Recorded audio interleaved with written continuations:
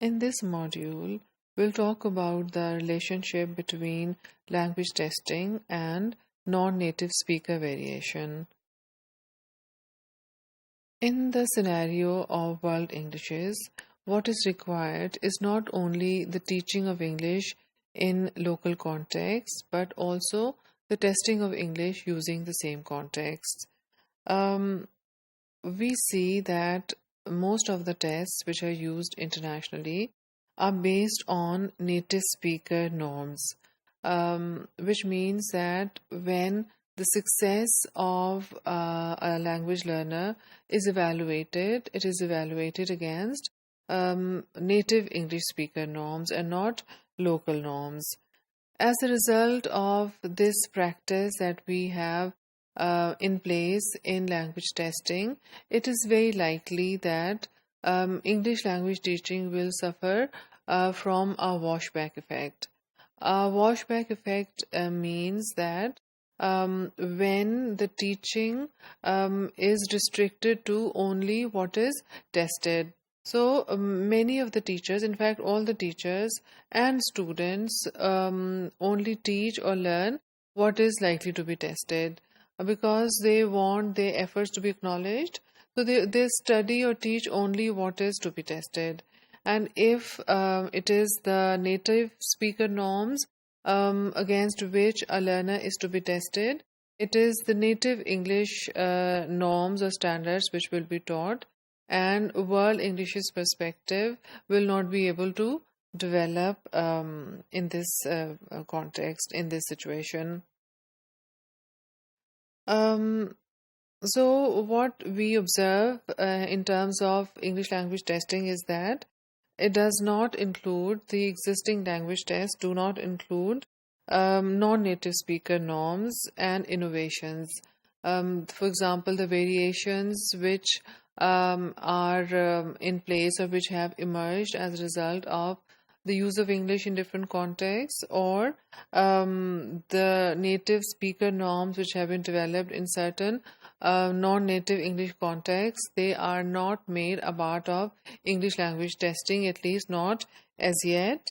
The assumption, the universal assumption about the universal target for evaluating proficiency is a set of norms which is accepted and used by educated native speakers.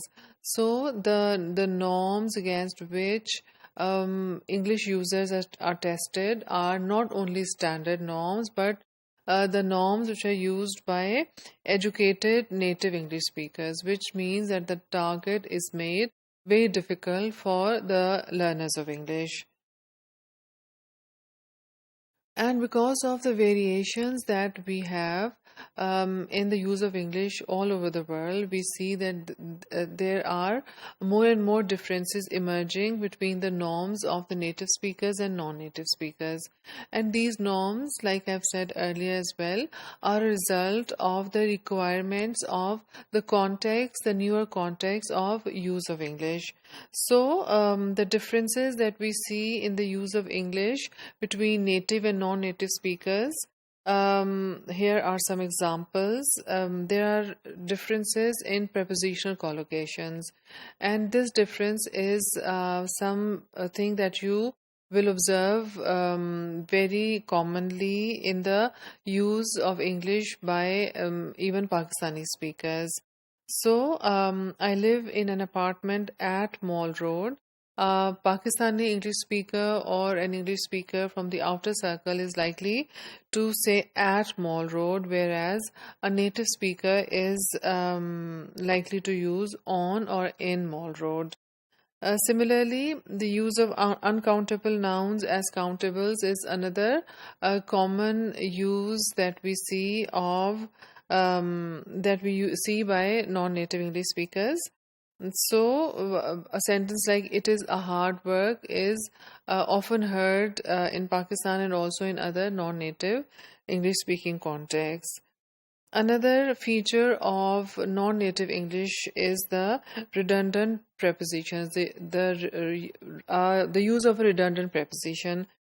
For example, we are discussing about our new plan is a sentence that you hear company directors use, university professors use, students who have A-level certificates use. So this is a very commonly used sentence by non-native English speakers, which means that if we see educated people with highly qualified, with high qualifications, very good degrees, and who have had English medium education use such sentences, it is a suggestion that this has become a norm in this context, in the non-native or one of the outer circle context, that is Pakistan. So, this constant use of certain linguistic structure or a certain collocation, etc., they all suggest the development of this use as a norm. And these developments should be taken into account while developing language tests. So these differences in native and non-native speaker norms should be taken into consideration, as I've already said, and should be made a part of the non-native norms. Should also be the test should be based on these non-native norms.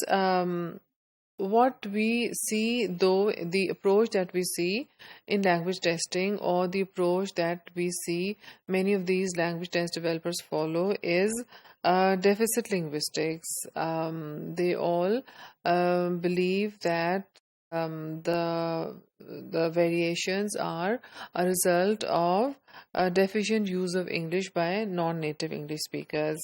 So, deficient linguistics means that variations are caused by errors. They are not caused by difference in the context, difference in the context of use of English, etc. They are caused by errors, and these variations are the evidence of the substandard nature of outer and expanding circle varieties. So, the variation is not a result of the difference in the context and the use of English by multilinguals or people who are proficient in some other language as well. But it is looked at as an evidence of substandard nature of outer and expanding circle varieties, and these variations are considered interlanguage or fossilized language. They are not considered a characteristic of outer circle English or the norms on which outer circle English should be evaluated. They are still considered an evidence of interlanguage or fossilized language. So we see that English language testing is still based on the deficit linguistic view, which considers variations in English as examples of substandard use of English.